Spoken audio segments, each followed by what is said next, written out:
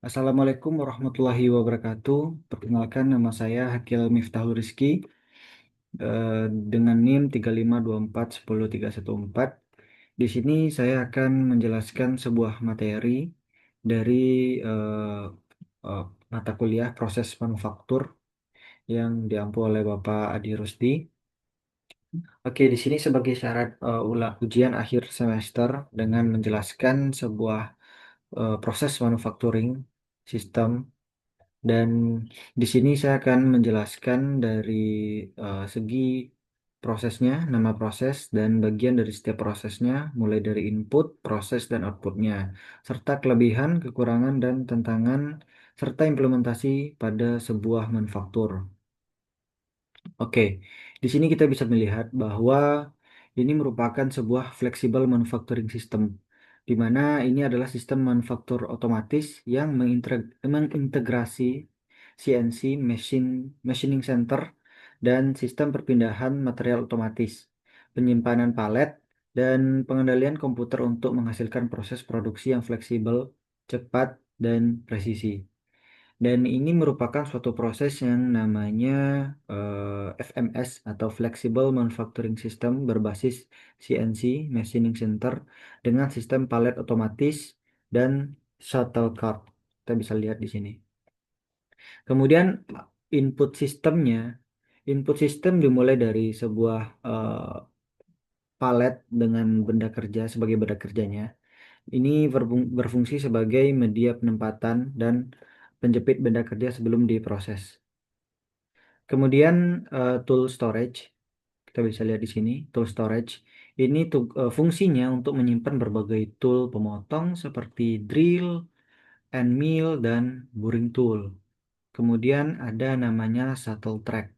Nah, shuttle track ini berfungsi sebagai rel jalur kereta dari shuttle cart. Kemudian di sini ada shuttle cart. Shuttle cart ini fungsinya sebagai kereta otomatis yang memindahkan palet dari rak ke mesin CNC. Itu merupakan bagian dari input prosesnya, input sistem.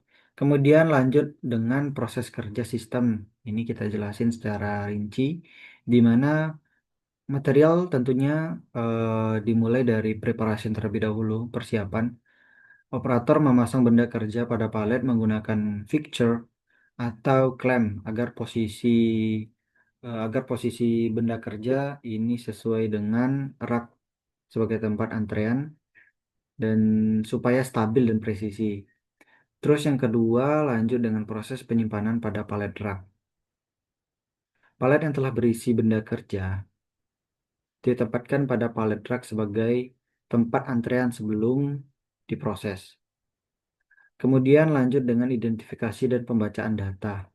Sensor atau barcode atau RFID ini membaca identitas palet dan menentukan jenis proses machining yang diperlukan. Kemudian dilanjutkan dengan pergerakan shuttle cart. Nah, ini.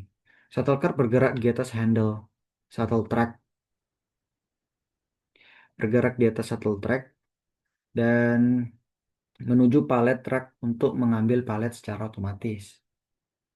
Kemudian transfer menuju CNC Machining Center, menuju alat ini. Nah, shuttle cart membawa palet menuju meja mesin CNC. Sistem positioning memastikan palet berada pada posisi yang tepat. Dilanjutkan dengan loading palet ke mesin CNC. Palet dipasang otomatis. Palet dipasang otomatis pada meja kerja mesin CNC menggunakan sistem clamping otomatis. Kemudian dilanjutkan dengan pemilihan tool otomatis. Nah, automatic tool changer atau ATC mengambil tool yang sesuai dari tool storage berdasarkan program CNC yang telah diprogram. Kemudian eh, proses pemesinan. Spindle memutar tool dengan kecepatan tertentu untuk melakukan proses milling, drilling, dan boring. Kemudian tapping atau finishing sesuai dengan program. Kemudian dilanjutkan dengan proses penggantian tool. Nah, jika proses membutuhkan tool berbeda, ETC akan mengganti tool secara otomatis tanpa menghentikan mesin. Kemudian monitoring dan quality control. Sensor mematikan sorry, sensor memonitor posisi, getaran, suhu, dan hasil machining untuk memastikan kualitas produk tetap sesuai dengan standar. Kemudian dilanjutkan dengan penyelesaian machining. Ini merupakan bagian dari tahap akhir. Setelah semua proses operasi selesai, spindle berhenti dan palet dilepas dari meja mesin. Kemudian pengembalian palet tentunya setelah proses selesai, shuttle cart mengambil kembali palet dan mengirimkannya menuju palet rack atau area loading. Dilanjutkan dengan proses terakhir yaitu pengeluaran produk jadi. Jadi produk yang sudah selesai diproses dilepas dari palet untuk tahap inspeksi akhir atau proses manufaktur berikutnya. Ini merupakan bagian dari proses kerja. Kemudian apa saja output sistemnya? Nah, di sini produk ketika selesai machining dengan proses tinggi itulah output sistemnya. Kemudian palet kosong siap digunakan kembali dan data produksi dan monitoring mesin tersimpan otomatis. Nah, kemudian dari proses ini, apa saja kelebihan dari proses ini, FMS ini? Yang pertama, fleksibel. Fleksibel untuk berbagai jenis produk. Kemudian, produktivitas tinggi karena ini sistemnya otomatisasi. Lalu mengurangi human error karena sistemnya sudah berbasis otomatisasi. Human error itu bisa ditekan seminimal mungkin. Dan waktu setup lebih cepat karena sistem otomatis ini yang sudah dilengkapi dengan teknologi yang terkini ini memerlukan waktu setup yang jauh lebih singkat daripada teknologi konvensional. Kemudian akurasi dan kualitas produk tentunya ini lebih baik daripada yang konvensional serta mendukung produksi massal dan variasi produk. Itu untuk kelebihannya. Kemudian untuk kekurangannya. Kekurangan dari sistem ini adalah biaya investasi sangat tinggi karena material dan teknologi yang digunakan sudah berbasis teknologi maju sehingga biaya yang dibutuhkan untuk membuat setup ini cukup lumayan mahal.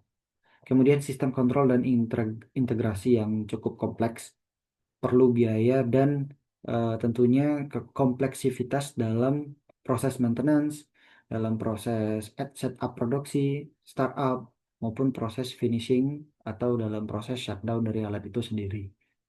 Kemudian ketergantungan pada software dan sensor. Tentunya ini merupakan sistem digital dan sistem yang terprogram. Jadi ini sangat tergantung kepada software dan sensor. Dan kekurangannya yang terakhir yaitu jika satu sistem gagal, produksi dapat terganggu tentunya. Karena sistemnya ini semua terkoneksi dan mempunyai sensor dari masing-masing unit. Jika satu unit bermasalah, maka satu unit di belakang dari mesin ini akan juga ikut bermasalah karena ini merupakan sistem pengaman. Kemudian itu untuk kekurangannya. Lalu untuk tantangan implementasi alat ini pada perusahaan. Yang pertama, sinkronisasi antara CNC, robot, dan conveyor. Kemudian downtime mesin dapat menghentikan seluruh sistem. Kemudian integrasi ERP, PLC, dan MES itu cukup kompleks dan perlu perancangan yang matang supaya proses berjalan dengan efektif. Kemudian keamanan data dan cyber security industri itu cukup menjadi tantangan karena dengan kemajuan zaman, dengan kemajuan teknologi tentunya eh, perusahaan merancang suatu program yang tentunya aman dari cyber security karena banyak ancaman dari cyber security yang dapat mengganggu bahkan merusak dari sistem alat itu sendiri. Kemudian yang terakhir kebutuhan operator yang memahami otomatisasi atau otomasi. Ini cukup menjadi tantangan karena perlu kompetensi dan skill yang mumpuni ataupun pelatihan yang panjang untuk memahami suatu proses yang terintegrasi dengan otomatisasi. Dan ini tentu memerlukan kompetensi dan keahlian yang relevan. Kemudian itu untuk tantangan implementasi alat ini dan contoh implementasi alat ini pada manufaktur yang bisa kita lihat di industri-industri. Contohnya yang pertama yaitu industri otomotif. Digunakan untuk pembuatan silinder blok, kemudian pembuatan gear transmission, dan komponen-komponen mesin pada kendaraan. Contohnya kendaraan pada mobil. Terus yang kedua pada industri aerospace. Digunakan untuk machining turbin blade dan struktur pesawat dengan presisi tinggi. Kemudian industri elektronik tentunya ini digunakan untuk pembuatan laptop, pembuatan housing laptop, smartphone, dan komponen presisi kecil gitu. Kemudian industri mold and dies. Ini digunakan untuk pembuatan cetakan injection molding dan dies stamping. Kemudian yang terakhir, implementasi pada manufaktur Smart Factory Industry 4.0. FMS ini diintegrasikan dengan IoT dan tentunya AI, serta cloud monitoring dan predictive maintenance. Jadi sistem ini sudah terintegrasi dengan teknologi yang sangat maju dan AI tentunya untuk memonitoring dan mengoperasikan alat ini. Jadi kesimpulan dari sistem ini, materi ini adalah FMS ini atau Flexible Manufacturing System ini merupakan sistem manufaktur modern yang memanfaatkan CNC otomatis dan sistem perpindahan material otomatis untuk meningkatkan efisiensi, fleksibilitas, dan fleksibilitas, kualitas, dan produktivitas produksi. Jadi demikian. Baik, mungkin itu saja penjelasan dari sistem manufacturing FMS ini yang dapat saya berikan. Terima kasih atas perhatiannya dan kepada Bapak Adi Rusdi terima kasih banyak telah mengampu dan membimbing kita dalam mata kuliah proses manufaktur ini. Semoga ilmu yang diberikan bermanfaat bagi kita semua. Saya Hakil Miftahul Rizky, terima kasih. Assalamualaikum warahmatullahi wabarakatuh.